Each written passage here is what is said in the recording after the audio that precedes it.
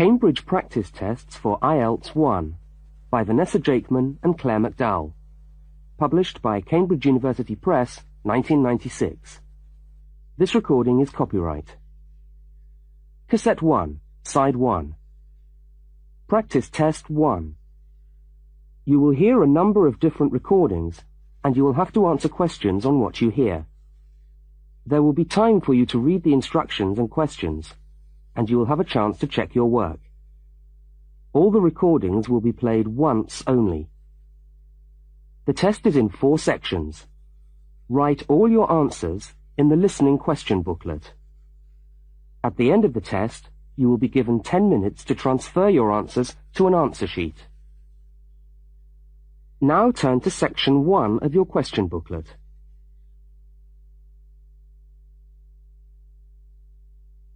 Section 1. You will hear a telephone conversation between a woman and a police officer. First, look at questions 1 to 5. For each of the questions, 4 alternatives are given. Decide which of the alternatives, A, B, C, or D, best fits what you hear on the tape, and circle the appropriate letter.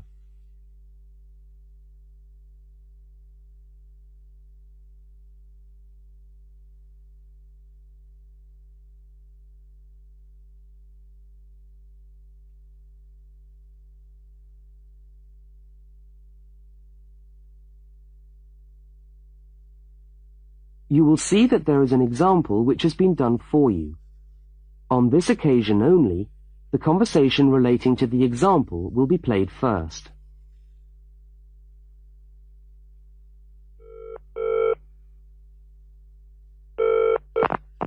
Good evening, City Police Station. Can I help you? Oh, hello. I'd like to report a stolen briefcase, please. Just a minute and I'll put you through. The woman says she wants to report a stolen briefcase, so A has been circled. Now we shall begin. You should answer the questions as you listen, because you will not hear the recording a second time. Now listen carefully to the first part of the conversation, and answer questions 1 to 5.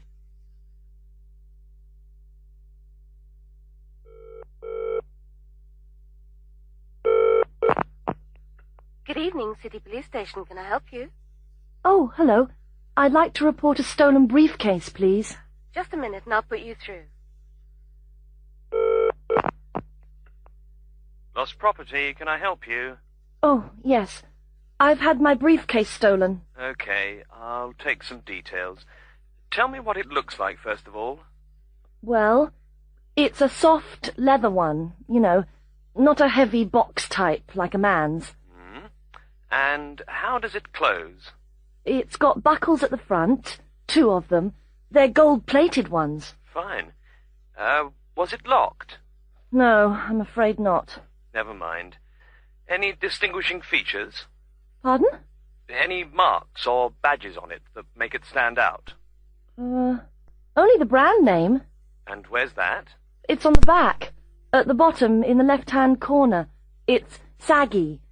Oh, and there's a scratch. It's quite bad, but small, directly above the brand name. I did it recently, putting it on my bike. I've got that. So, what did you have inside the briefcase?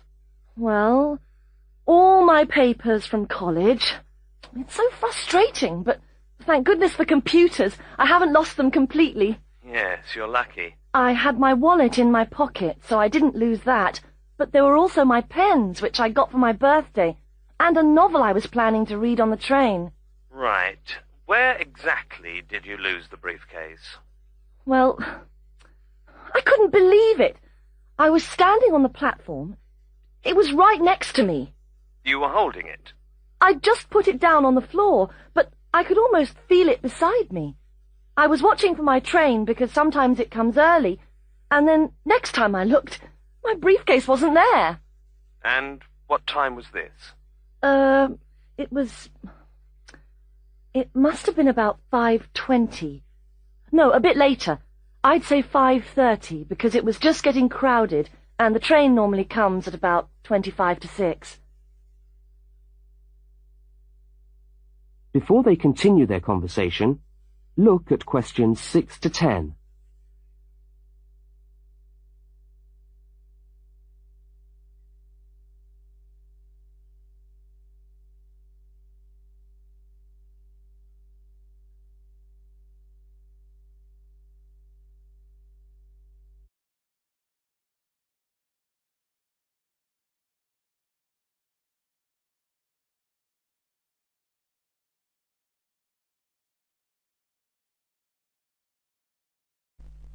As you listen to the rest of the conversation, complete the form by filling in the numbered spaces 6 to 10.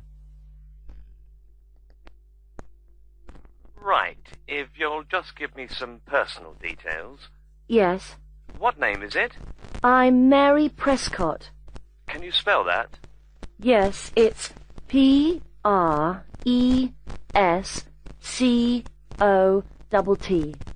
And your address? Flat 2, 41 Fountain Road, Canterbury. Fountain Road. Yes, number 41. And have you got a contact telephone number? Yes, it's 752239. 752239. Fine. One last question. What would you say the value of your briefcase is? Including the contents? Yes. Just a rough estimate is fine. I'm not sure. Well, the briefcase itself is quite new. I bought it last month for £40. I suppose about £65. The contents are worth about £20 or £25 at least. That's fine. Well, if you could come down to the station tomorrow, you can sign this form and have a look at what we've got here. Okay, thanks. Bye. Goodbye.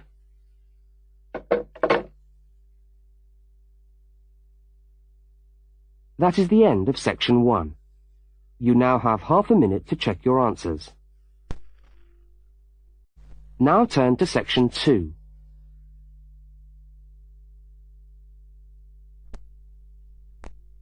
Section 2.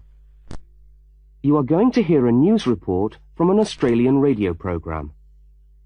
First, you have some time to look at questions 11 to 13.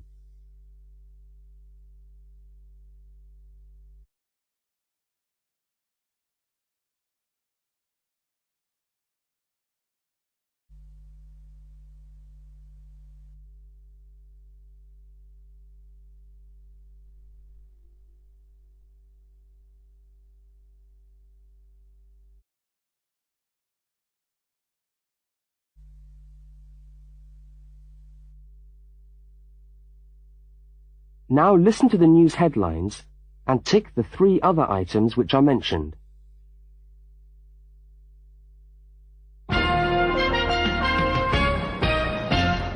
This is the 6 o'clock news for Tuesday the 25th of November. And first the headlines. The Prime Minister has promised to help the drought-stricken farmers in the northern part of the country who haven't seen rain for nearly 2 years. And in Sydney, a group of school children are successfully rescued from a plane which landed in the sea shortly after takeoff. Transport workers are on strike in Melbourne over a pay claim, and the strike looks set to spread to other states. And on a fashionable note, there's to be a new look for the staff of Qantas, Australia's national airline. Now you have some time to look at questions 14 to 21.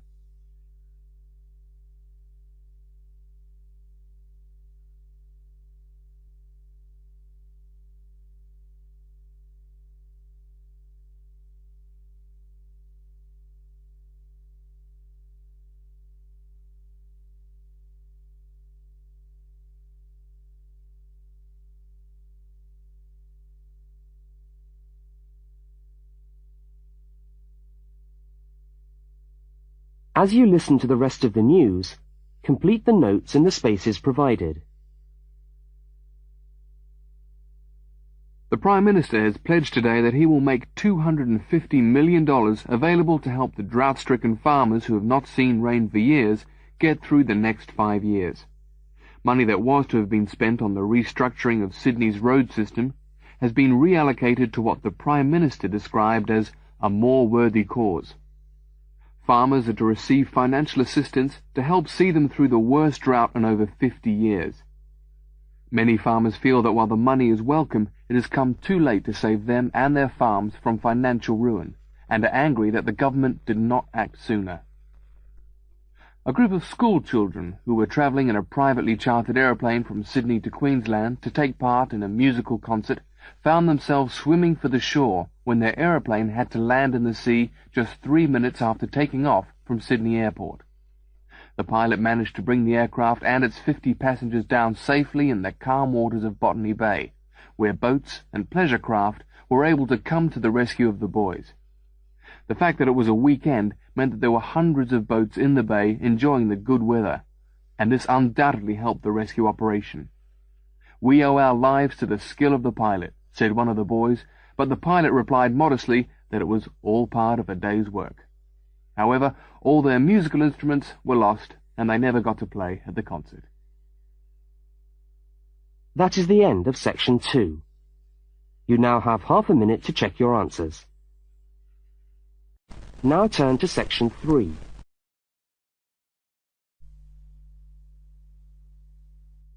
Section 3. In this section, you will hear a conversation between a university student and a university lecturer.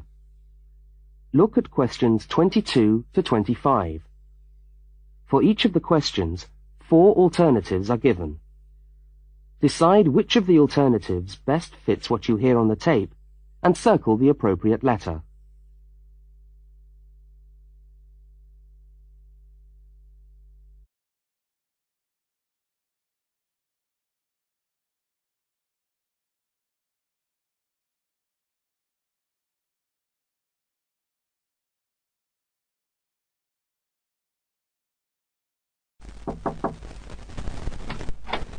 Hello. Can I come in? Oh, yes, come in. How can I help you? I was looking for the economics office. I've been all over the arts faculty building looking for it, but I could only find the School of Accounting and Economic History. Is this the right place? Yes, this is the School of Economics. Oh, good. I'm a new student, and I was wondering if someone could give me some information. Well, I might be able to help. I lecture on that program. What do you need to know? Well, quite a few things, actually. Firstly, how many lectures a week do I have to attend? Well, the Economics 1 course is a double unit. So there are 2 lectures a week and 1 tutorial. Oh. The lectures are scheduled for Tuesday and Thursday. What time? Let me... You know, this information is all in the handout, which you should have received yesterday at the orientation meeting. Oh, was there a meeting yesterday? I didn't know about that. No one mentioned... Yes, there was. But never mind. Now, lectures are at 4 in the afternoon. Ooh, 4's a bit late. I've got a part-time job that starts at 4:30. Well, you can't be in 2 places at once, can you? And attendance at lectures is necessary. We expect at least 90% attendance at this university, you know. 90%? That's high. Do they enforce that rule? Yes, we do. We're pretty strict about it, actually. And what times have been set down for the tutorials? Do you have that information? That's a very well-attended course, so there's a number of tutorial times. Monday, Wednesday, and Friday, all at 9 o'clock. Yours will be allocated at the first lecture. Can't I choose the time? Maybe, maybe not. You'll have to talk to the lecturer on the course. Dr. Roberts is his name. Oh, okay. Now look at questions 26 to 31.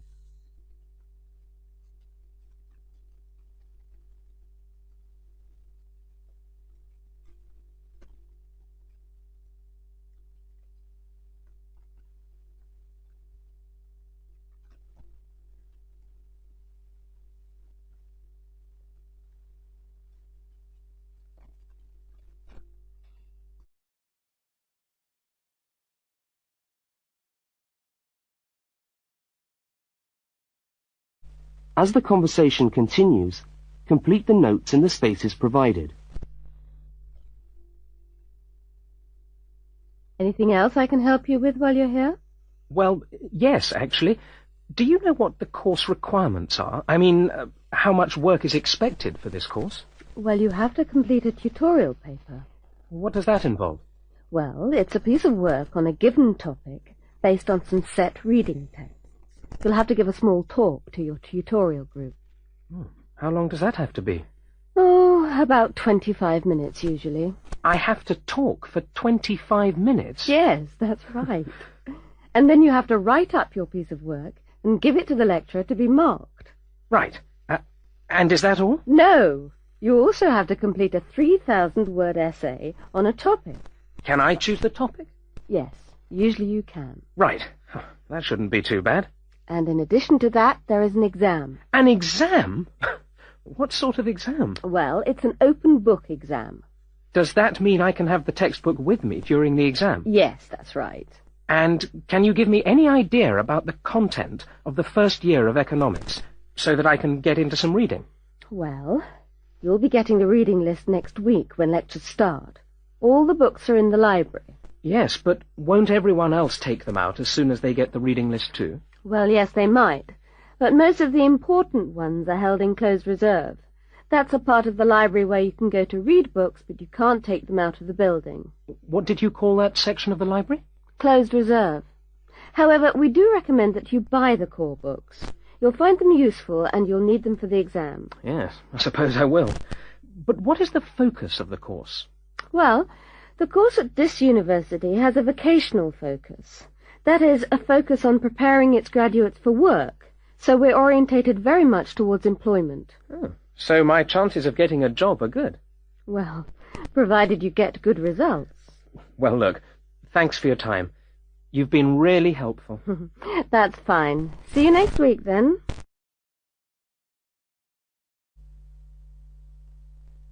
That is the end of Section 3. You now have half a minute to check your answers. Now turn to Section 4. Section 4. You will hear a talk given by a university lecturer about the structure of the university. First, look at questions 32 to 36.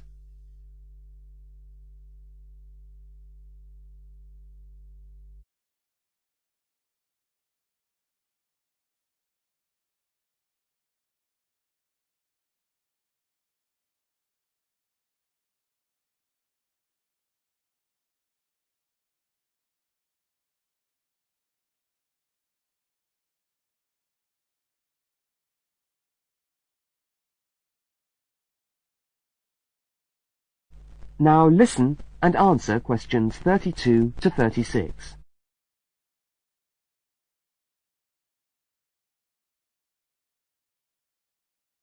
Good morning and welcome to the University of Westlands. My name is Marcia Mayhew and I'm the coordinator of the Bachelor of Social Science degree. This morning I'd like to tell you about the structure of the university and about some of the requirements of the degree that you're about to enter. The Bachelor of Social Science is in one faculty within the university. That is the faculty where I work, known as Arts and Social Sciences. Here on this campus we also have the faculties of Architecture, Law and Science and Technology, among others. It's important to know something about the structure of the faculty because as you go through your course, you may need to call on members of the staff to help you. At the top of the faculty, we have a dean, and below the dean, we have 3 divisions. Each division has a divisional head, and your degree is located in the Division of Social Sciences.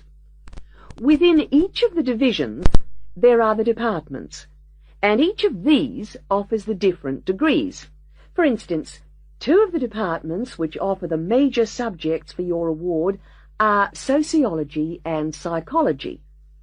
Each has a departmental head, but for practical purposes, the people you are going to see the most of are myself as coordinator of the Social Sciences degree, and the actual lecturers who are teaching the subjects that you are taking.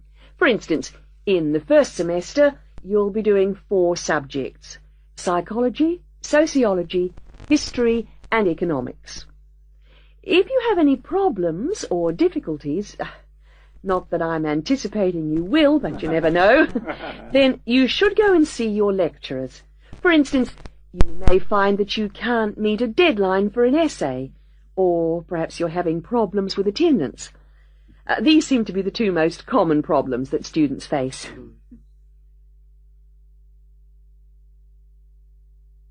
Now look at questions 37 to 41.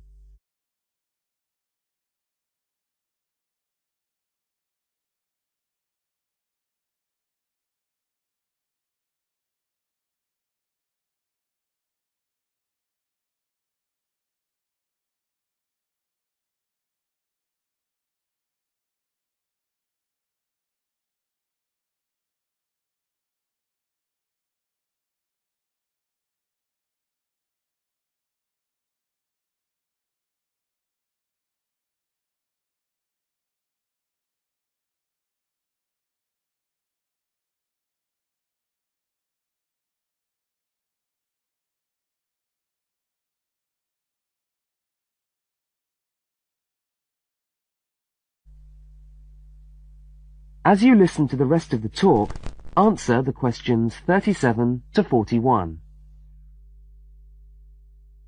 If your lecturers are unavailable, you can always come and see me in my office. I'm available on Wednesday and Thursday mornings and on Friday afternoons. Outside these hours, perhaps you could ring the secretary and make an appointment. Now, you'll note that all of the subjects which you undertake in the first year are composed of lectures and tutorials. A lecture is about an hour long, and a tutorial usually runs for about 2 hours. A lecture is rather like what I'm doing now, where one person will talk to all of you together on a subject. Now, we do ask you to try to attend the lectures. A tutorial is perhaps where most of the learning occurs at a university.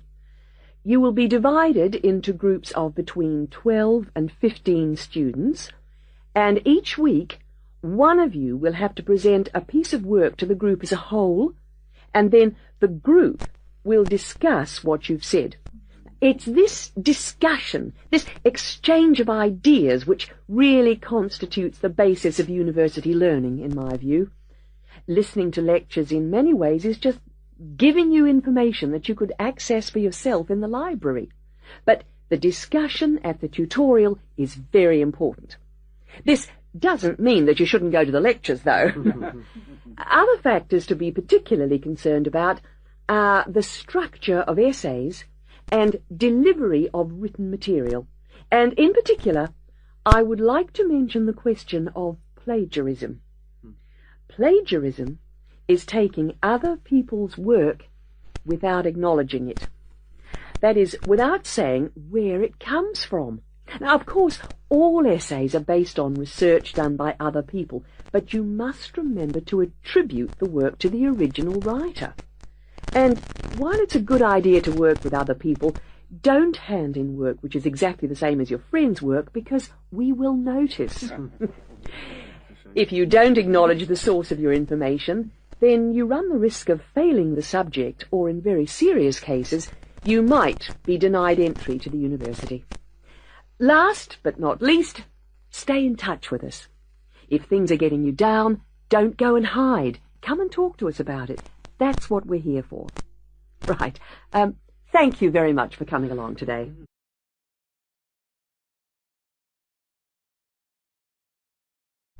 That is the end of section 4. You now have half a minute to check your answers.